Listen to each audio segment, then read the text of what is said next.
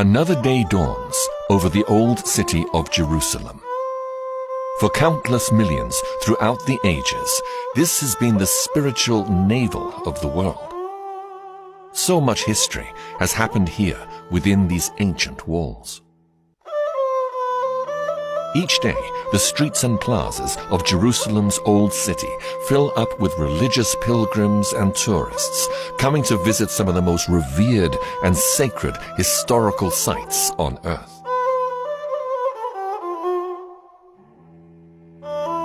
Within this ancient city, once stood the first and second Jewish temples, making Jerusalem the focus of the spiritual longing of all Orthodox Jews.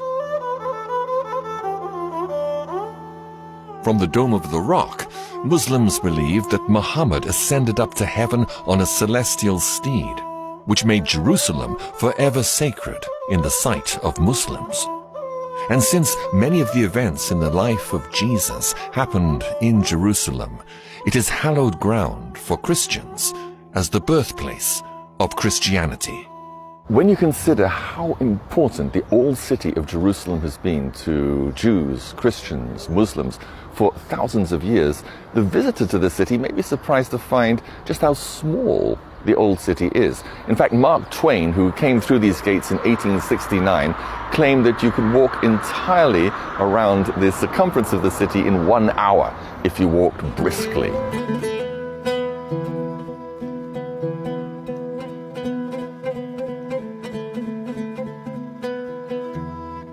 But these walls are less than 500 years old, built by the Turkish ruler Suleiman the Magnificent. During its long history, Jerusalem has been completely destroyed twice and captured 44 times. The walls, gates, and buildings have been destroyed and rebuilt many times. This is Damascus Gate, one of Jerusalem's busiest and most ornately decorated gates. There are 6 other gates into Jerusalem, making 7 entrances in all.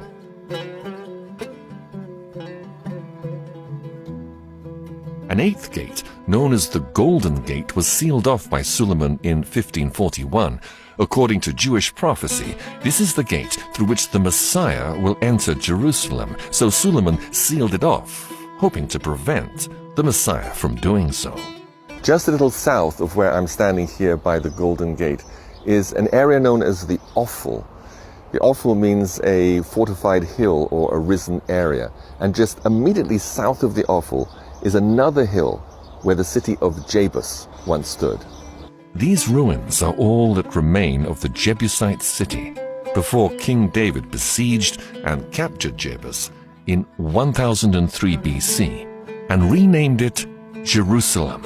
David brought the sacred Ark of the Covenant into the city, establishing Jerusalem as the center of Judaism. David longed to build a house for God where he could place the Holy Ark. So he bought a farmer's threshing floor from a Jebusite named Averna for 50 shekels of silver. And this was to be the site of the splendid new temple.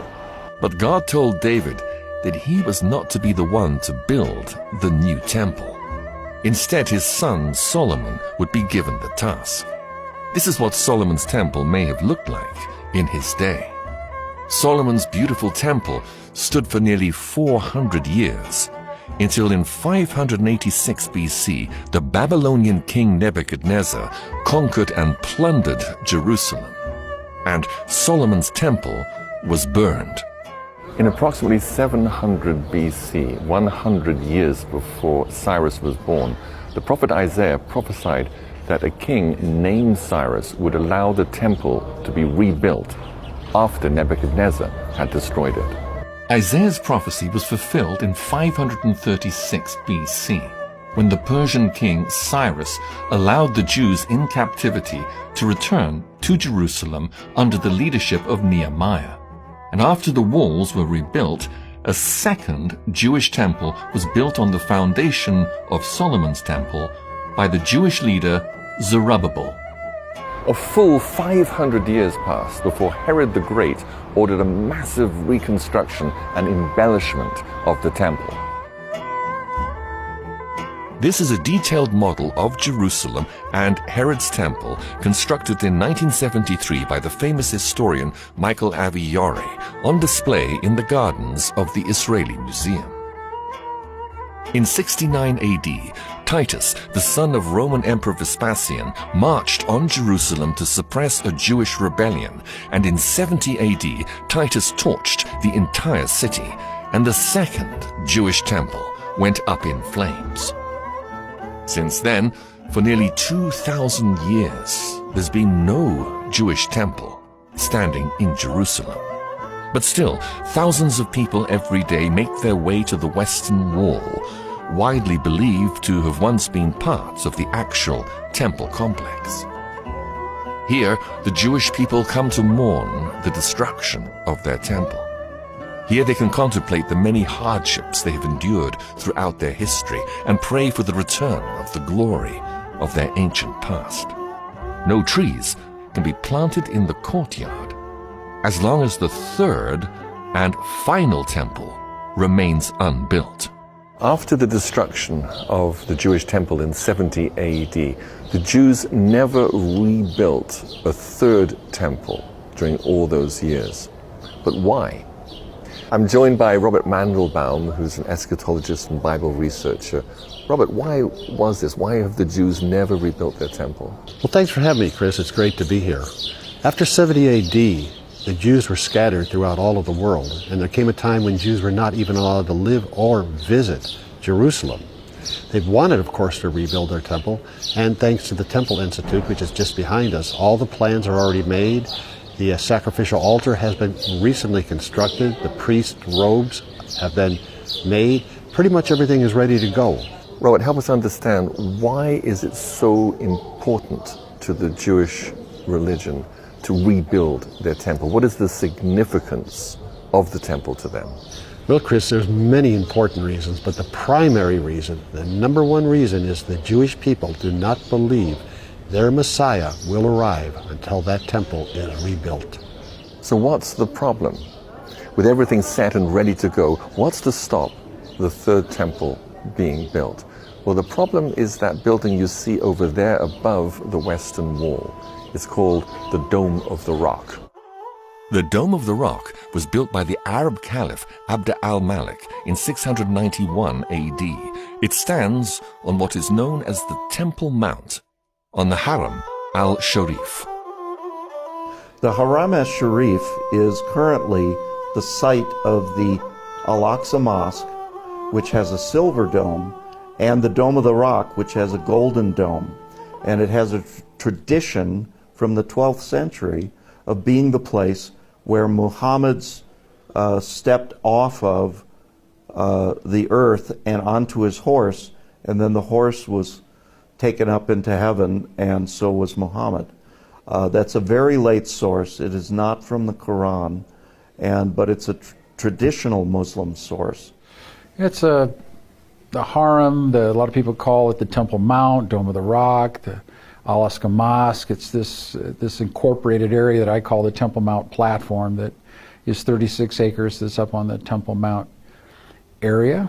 And it's controlled and managed by the Muslims. And the Jews desperately would love to build their temple there. They believe it's somewhere up on that platform. A lot of people say it's the south or the north, or they're not really sure to where the temple was. But most people will say that is the area of where Solomon's and Herod's temples once rested. But what if the Jewish temples never stood on the Temple Mount where the Dome of the Rock now stands? Robert is one of a number of leading Bible experts and researchers that believe that this is indeed the case. Well, Chris, if you look at 2 Samuel chapter 24 and 2 Chronicles chapter 3, they will show you the exact location of where Solomon's temple was built. The thing that's important to understand is the place that David bought from Araunah, the Jebusite, was a threshing floor. The rock under the Dome of the Rock in no way resembles a threshing floor. It's a rough-hewn rock full of holes and just very uneven, and no farmer would ever use that as a threshing floor. What we're really talking about here is the Bible specifically telling us where the temple was built. And Scripture is telling us that the temple was built in the city of David, more specifically in the Jebusite fortress on the threshing floor of Ornan, which is, I would assume, would be very close to the Gihon Springs in some respects. So, Robert, if the Jewish temples never stood where the Dome of the Rock now stands, then where were they built? Well, they were built several hundred feet south of the Dome of the Rock in an area called the Ophel.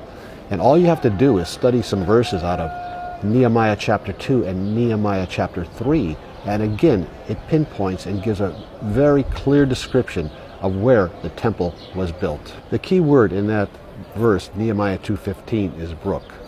I went up by the brook. And if you look at Nehemiah 3:7, it uses the word river. There's only one brook, one river, one stream within 5 square miles of Jerusalem. There is no river, no brook, no running water on the Haram el-Sharif. The only place in all of Jerusalem where there is running water is the Gihon Spring. And where is the Gihon Spring in relation to where we're sitting now? Well, the Gihon Spring is just a few hundred feet south of where we are presently sitting. Do you want to take us down there? Yeah, let's go.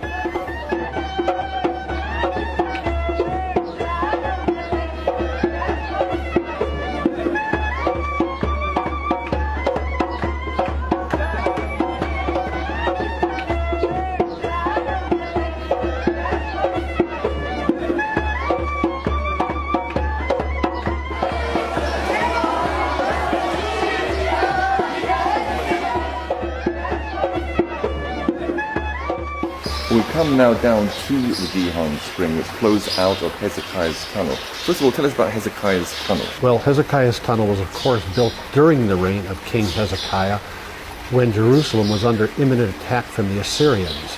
Hezekiah took the Gihon Spring, built this tunnel, and channeled the waters of the Gihon through the tunnel which you see before us. And what is the relevance of the Gihon Spring in relation to where the temple once stood? Well, when the ark was in Shiloh and David brought the ark from Shiloh, he placed it at the Gihon Spring. King Solomon was anointed king at the Gihon Spring. And when King Solomon, of course, became king, he built his temple, King Solomon's temple, which was built up the hill from where we're standing on the Ophel. So the waters of the Gihon Spring are very pure. Well, they were at one time, but in 1067 there was a major earthquake in which 25,000 people were actually killed. The topography of the area was changed, and the waters of the Gihon became bitter. So the Gihon, and it's amazing, a siphon spring, one of only maybe a dozen in the whole world that work that way. So it's an amazing water system that you have there. Gihon means gusher, because what would happen several times a day, this water would be gushing out of there. And like I said, if you look in any ancient tell, a tell is an archaeological, artificial mound. You need 4 things to make a city.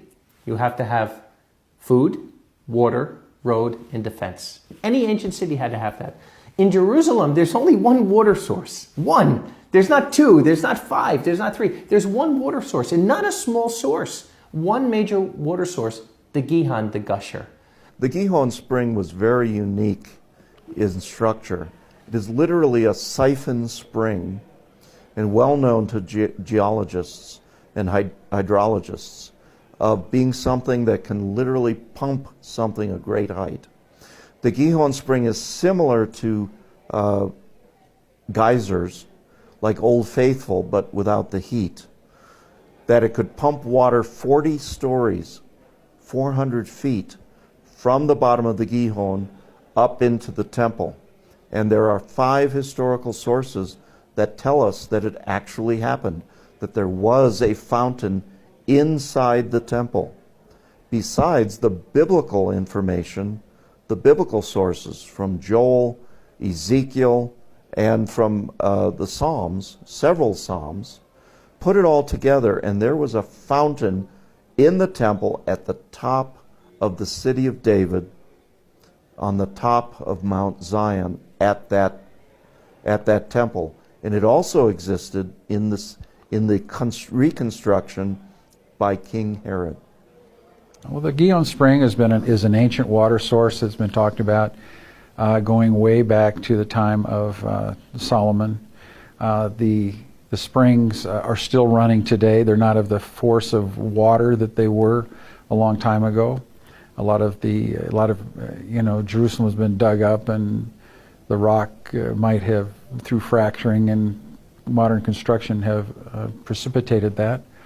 But the Gihon Springs has been this ribbon of water that's the lifeblood of the city of David. It's like water pumping through the veins of a human. The city of David has this water pumping through it, which gives his life, and gave it. The reason that David even took it was probably that water source. But you need to have flowing water in the ceremonial of the cleansing of several things. The priests going in the temple to worship. You need spring water to add to the ashes of the red heifer for purification. So water is essential, and there's no water on the Temple Mount, the traditional Temple Mount up above. They've uncovered the real pool of Siloam. They just did this in the last couple of years. It's an amazing story how they found it. But what was interesting, I was down there with the archaeologist who actually found it, and he told me that that area was an acre big. And his words, not mine, he said it's the world's largest mikveh. It went off in my head. Of course, 10,000 people would be mikvahing there. So the fact, if you're mikvahing and you're getting ceremonially clean down there, does it make any sense that you're going to walk a third of a mile and maybe be unclean again? So the temple would have to be close to the mikveh, particularly that it's the biggest mikveh in the world, a 10,000 person acre mikveh where the pool of Siloam is. And yet they found the stairs now, the original stairs from the Herodian period that go back up toward the city of David where the temple would have been. So if the temple stood over the Gihon spring, then how did the buildings up on the Haram al-Sharif, how did they get their water? Well, there's 37 cisterns up there. They're very big. It's not fresh running water, but it's where they collected fresh water that could be used for Titus's 10th Legion. And the Gihon spring actually represents the water flowing from the throne of God in Revelations 22. It flows from under the Holy of Holies, the Ark of the Covenant, and of course the Shekinah glory was between the wings of the two cherubim, which was on the mercy seat.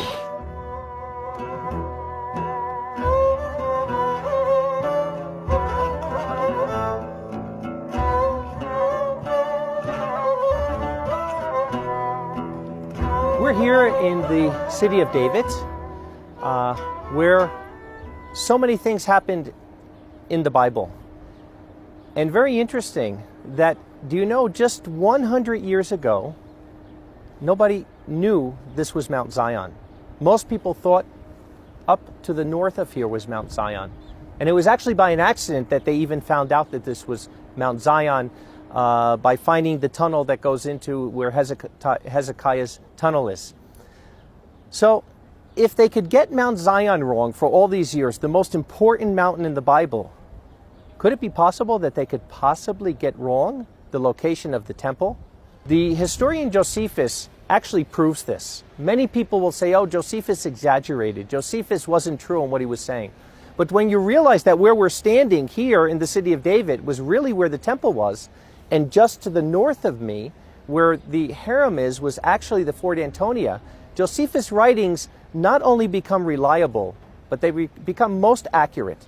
Josephus told us that the ridge we're standing on, which would have been the northern tower of the temple, was exactly 600 feet from valley to valley. Here we are standing here. This area we're standing here from valley to valley is exactly 600 feet. Not 610 or 620 or 580, but exactly 600 feet, exactly like Josephus said. But most importantly, in the last 18 years they've been doing digs here. And those digs, at least in my estimation, have proved what Dr. Martin's theory was and what many other people are coming to the conclusion, that the area we're standing in right now in the upper part of the city of David, the Ophel area, was indeed where the temple was.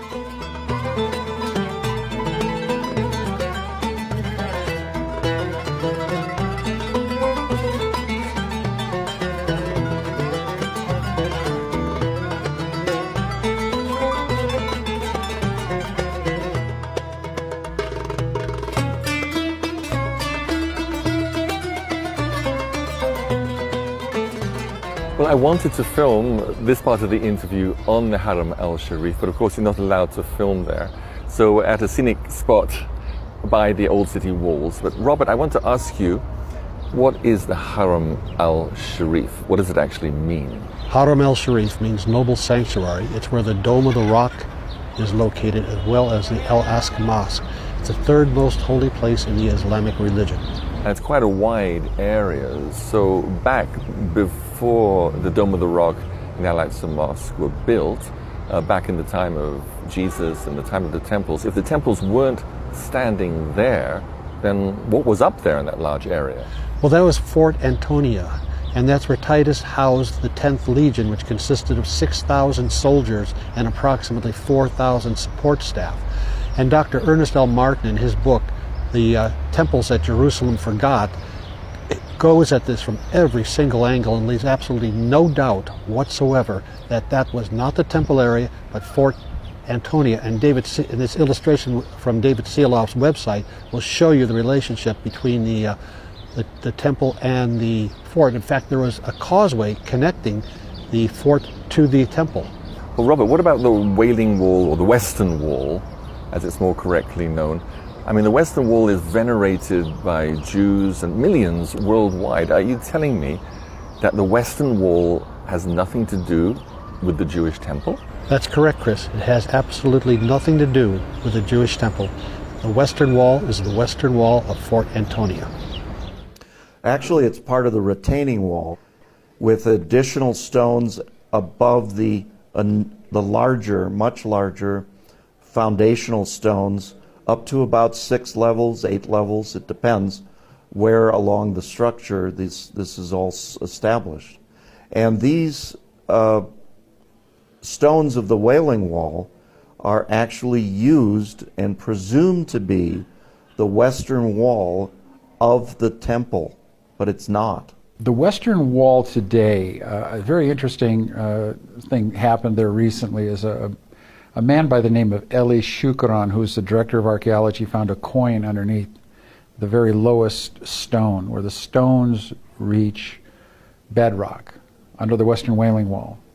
And a lot of people have been arguing how old this was. Well, kind of it was settled because Eli Shukran dug underneath and found underneath the lowest stone that reaches bedrock, he found a coin of Valerius Gratus, who was the prefect of Rome under Tiberius Caesar.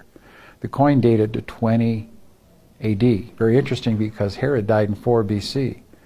So 24 years after Herod's death, we have this wall being built attributed to Herod, which poses a lot of very interesting questions as to who really built this wall and why did they build it.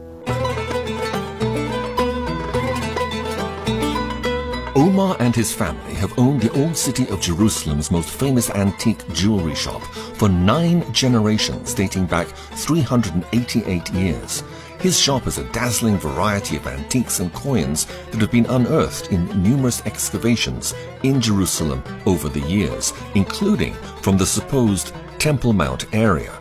I asked Omar if any artifacts or other evidence had ever been found that proved the Jewish temples stood there. Actually, regardless to the excavation that started after the war from 1967, and we know and everybody knows through the experts that they brought and from all over the world, the historians, and through pretty much like digging in every spot, in every centimeters, you know, they flip everything, even each inch was digged, you know, they couldn't find any evidence that the Temple Mount is beneath the Haram Sharif, or what they call the Temple Mount now. And that's a fact, you know, everybody knows that, you know. I think that all those stones that are up there today that you see on the Haram or from a Roman fortress, of course there's been a lot of additions since then of people that have come in and conquered, moved around, but basically a lot of those, I think, most of them were generally part of a Roman fort called Fortress Antonio, named after Mark Antony. It housed the 10th Roman legions, which was about 6,000 soldiers and about 4,000 support personnel. It would have been like a city up there. Josephus, in fact, describes it as being the size of several cities. But we see the Roman forts, we don't see a couple of pup tents and a bunch of people walking around with spears and and shields. It was a machine. They had roads, they had bakeries, they had brothels, they had courtrooms, they had barracks. It was like a city.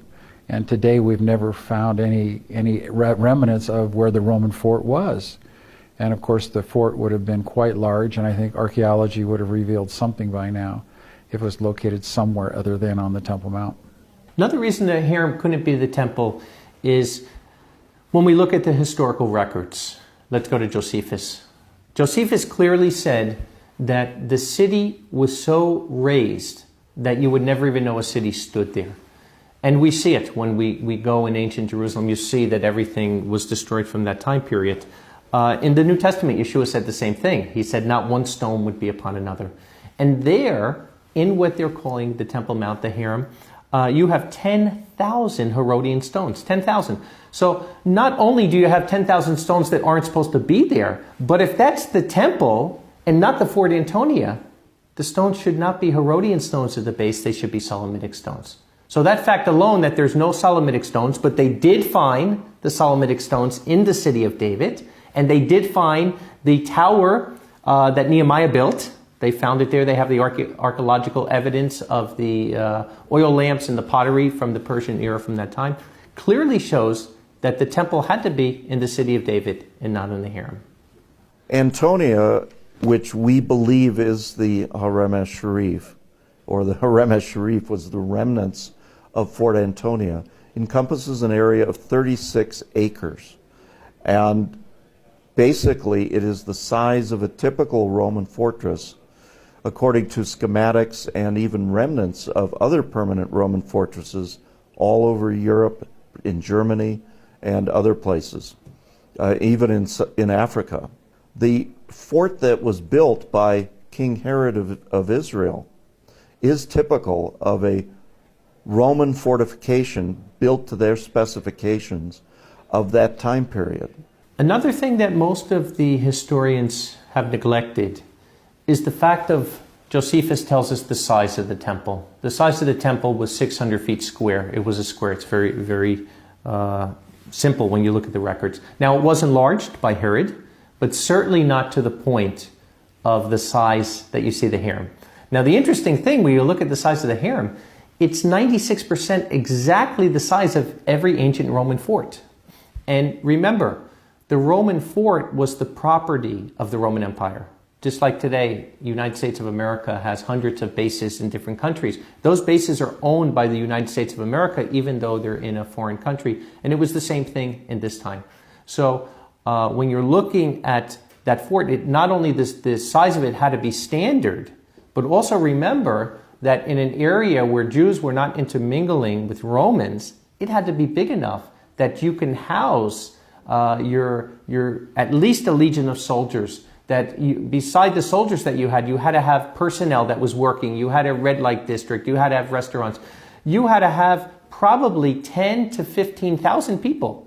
And whenever you look at a model of Jerusalem, like you saw in Jerusalem by Yonah, they always make Fort Antonia this tiny little fort that couldn't probably hold 100 people. The model that we have at the Israeli Museum is a beautiful model. It's a great piece of art, but a poor piece of historical reflection. For instance, I believe that the Roman fort there is ridiculous. It's just this little appendage. The mighty Roman fortress has been reduced to this small little caricature that they have there in that model. So I don't think that the model maker there made an accurate representation. But what he did do is he's impregnated into the mind of a lot of visitors a warped concept of the size of the Roman fortress and where the Roman fortress is. I'm really surprised that most people don't go up and say, this is ridiculous. What do we have this here for, this size and this dimensions? The Roman fortress was immense. And it wasn't just this small little appendage that they have there, because we know that they had the 10th Roman Legion, which was about 10,000 people. That area could have held maybe a couple hundred people that we have at the model at the Israeli Museum. And even in the New Testament, when you look at the Apostle Paul, When Paul, now they don't even know who he is. They're thinking he's this Egyptian that did this. And here it is, this nobody, because there was a plan to kill him on the way to Caesarea. They send 450 soldiers and accompanying men with him.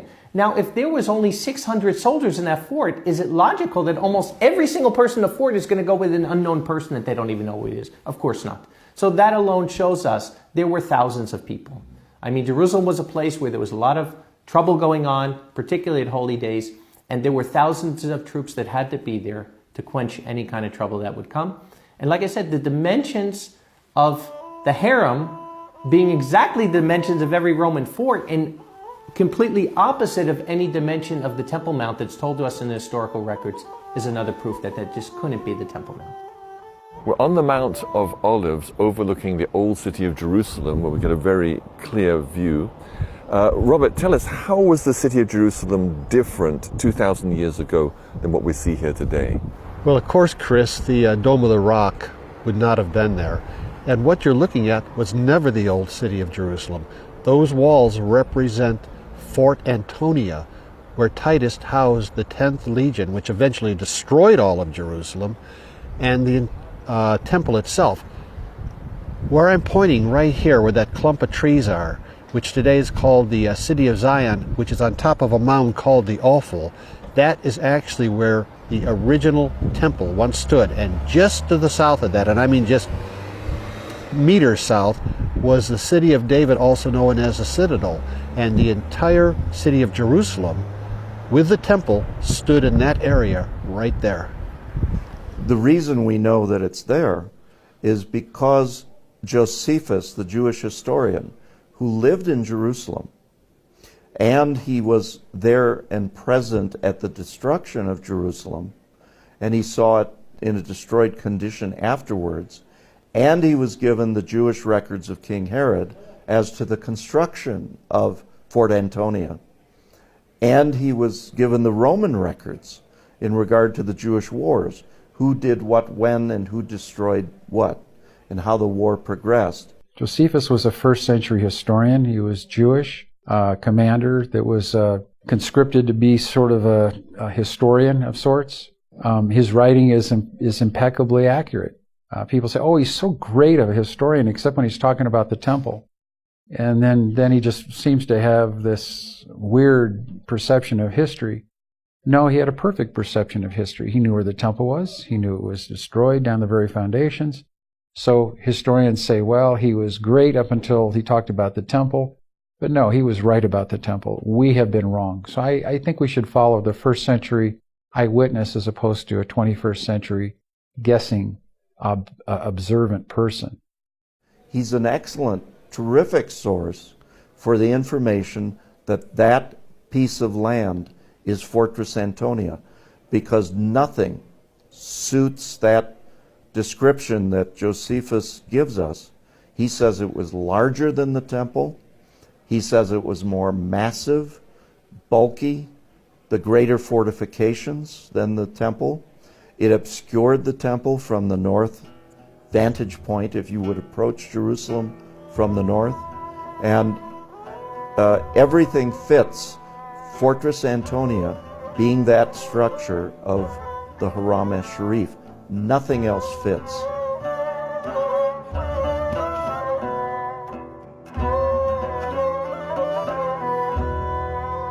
So if it was the Roman Fort Antonia that stood on the Temple Mount, or the Haram al-Sharif, and not the Jewish temples, what was the rock that is enshrined within the Dome of the Rock? Well, there's a lot of people that have questioned what is the rock doing under the Dome of the Rock. That's pretty much what it was named after. I'm really interested in what the Bordeaux pilgrim said in 333 A.D. When he was at the Church of the Holy Sepulchre. He said he looked due west, and all he could see was the long wall of the Roman fortress. That's very interesting, because when you go to the Church of the Holy Sepulchre and look west, all you see is the long wall of the Temple Mount. So according to the Bordeaux pilgrim, and what I can understand he is relaying through his words, is that he's actually looking at the Roman fortress, and he is describing also that rock was the Praetorium, where the prisoners would have stood on this rock when they were pronounced guilty. I think that's one of the most interesting thought process on what is that Dome of the Rock. But what can we prove that rock was? Some people say it was the rock in the Holy of Holies. Impossible. The Holy of Holies is 30 feet by 30 feet. The rock is 52 feet by, whatever. But it's certainly not a rock that would be in the Holy of Holies. The small rock where the Ark of the Covenant went on was a slab. It wasn't a rock like this. So what was this rock? It's interesting. When you look at this rock, what you'll find on the top of the rock is you'll find crosses in it. Because it wasn't a rock that was sacred to Judaism, and certainly wasn't a rock that was sacred to Islam, wasn't even involved back then. But it was a rock that the early believers, as early as the 3rd century, we can prove this from the historical records, thought that rock was the rock that was in the Praetorium. So the belief was that that was the rock Yeshua got on top of and gave his defense before Pilate. So knowing that, and there was a tradition that came after that, it almost looked like there were footprints in that rock. And some of those Christians were believing these were the footprints of Yeshua. And they built a church around it in the 3rd century, the Church of St. Cyrus, and then the Church of the Holy Wisdom that came after that. But clearly that rock was a Christian edifice, nothing to do with Judaism and nothing else. In 70 AD, the Romans decided to put a final end to Jewish rebellion, and Titus, the son of Roman Emperor Vespasian, marched on Jerusalem with 65,000 men and torched the entire city and the temple. Pretty much was eradicated. Eleazar in 73, who was the general of Masada, said that everything was with utter destruction, except for that of the camp of the Romans, which is the Roman fort. So everything was destroyed. So I think that when you talk about in 70 AD what was destroyed, I think the temple was destroyed to the very foundations. Josephus said that you wouldn't even know that there was a city there where the temple stood in 70 AD, thus fulfilling the prophecy of Jesus in Matthew 24, when he said that all the stones, every stone, utterly, completely, and totally down to the very foundations would be destroyed. So I think we have a fulfillment of prophecy if we correctly identify where the correct location of the temple is located. Fort Antonia remained on the Haram Sharif under different names. In other words, when did it stop being Fort Antonia? After Jerusalem was destroyed, it had a different name. It was actually the center of Aelia Capitolina, which was the renamed terminology for the city of Jerusalem. Emperor Hadrian decided to eliminate Jerusalem by changing the name and causing the reconstruction of the entire city. And it became to be quite a large city, and for a long period of time it was a Roman fortress housing the 10th Legion Fretensis until about 250 years after the destruction of Jerusalem. That 10th Legion was based there. The temple was destroyed in 70 AD, and then it really wasn't much of a city until it was rebuilt and renamed Aelia Capitolia, which was his new name, and it was a new city. So then it really took a very strong resurgence after the time of Constantine, when Constantine built the Church of the Holy Sepulchre. Then it really started taking off again, and then from then on it had a steady growth up until the time of the Crusades in 1099. Took another growth spurt there, and then it's pretty much stabilized after that, after the Muslims had it in the 7th century.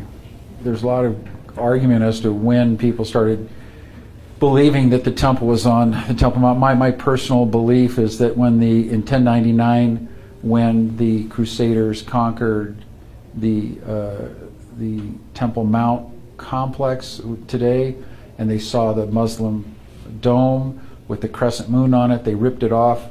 They put a cross on there, called it the Templum Domini, which is Latin for the Lord's Temple. And from that point on, it became very popular throughout Europe that was the temple area. People did argue about it for some extent. They didn't know where the real temple was. But in time, they just settled on it. There was a man named Tudela, Benjamin Tudela, in the 12th century, very charismatic man, rabbi. And he said, hey guys, let's just settle on this. And people have, and tradition has sent its taproot down and taken root in both the church and both the Jewish belief systems. And from that point on, it's become historical fact. When I think it's been terribly, terribly mangled in history, and we have a wrong perception of where the temple is located traditionally, because it should be in the city of David.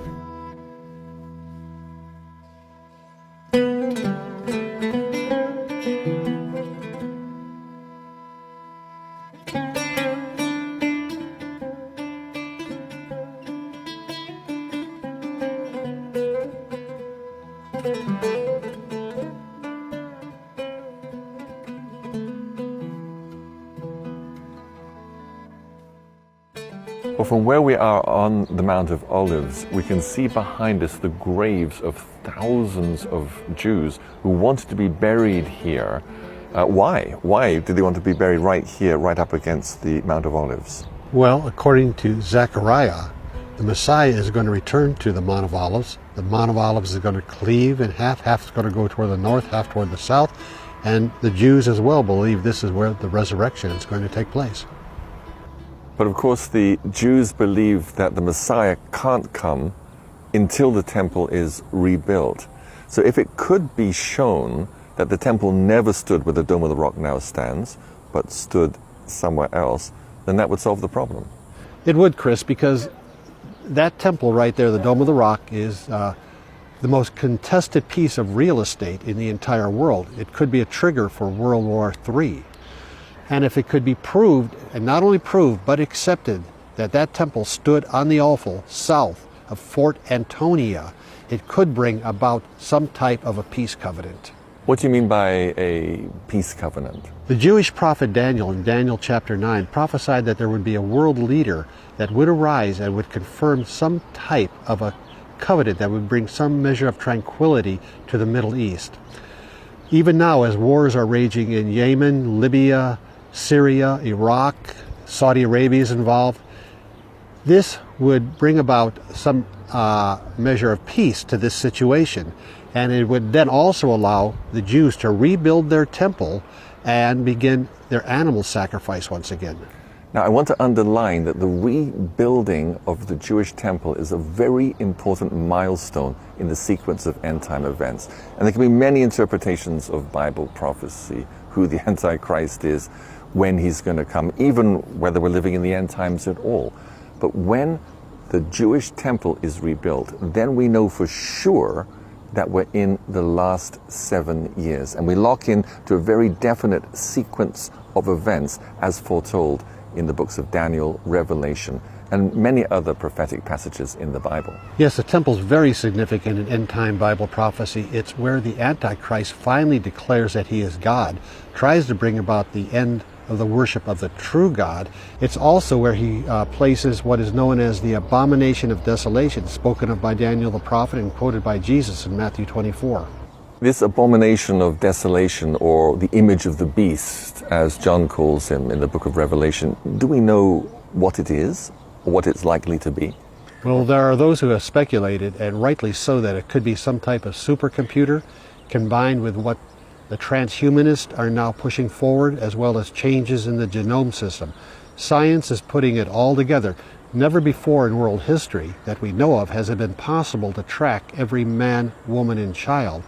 But the Bible does talk in Revelations 13 about the mark of the beast, the famous 666. And somehow this abomination of desolation, it is what is going to be able to put that into practice and try and force people and cause people to take the mark of the beast, that no man may be able to buy or sell, save he that had the mark or the name of the beast or the number of his name. It all comes down to economics, Chris. If you don't have it, you can't buy and you can't sell. But none of this can happen until the third Jewish temple is built. This is an artist's conception of how the temple would look built on the Haram al-Sharif. Already, the Jewish Sanhedrin has appointed the high priest, and everything has been prepared for the ritual of daily sacrifice to resume after almost 2,000 years. And if the Jewish people could accept the overwhelming evidence that the temples never stood on the Haram al-Sharif or the Temple Mount, then construction of the coming temple could begin immediately. But will it? Or is tradition too strong? I think traditions are too strong until an event occurs which makes people really look at the facts. So until that time, I think we're going to have tradition is going to be stronger than historical fact. But tradition can change, but it takes a wrecking ball event to make that change in paradigm. Because like I said, that spirit of tradition overrides the truth.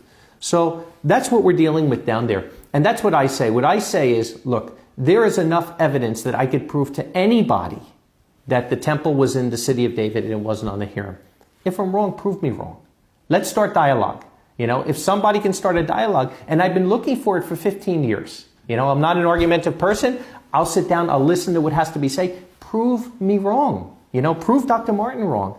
And yet up to this point, the problem isn't that they can't prove us wrong. The problem is they don't even want to start a dialogue. In this film, you've heard the opinions of a few of a growing number of archaeologists, historians, and academics who are convinced that the first and second Jewish temples never stood on the Temple Mount or the Haram al-Sharif. If they're right, then there's nothing to stop the third Jewish temple being built immediately in the city of David on the southeast ridge of Jerusalem. One thing is certain. According to Bible prophecy, the temple will be rebuilt, and both Jews and Christians are looking forward to that day.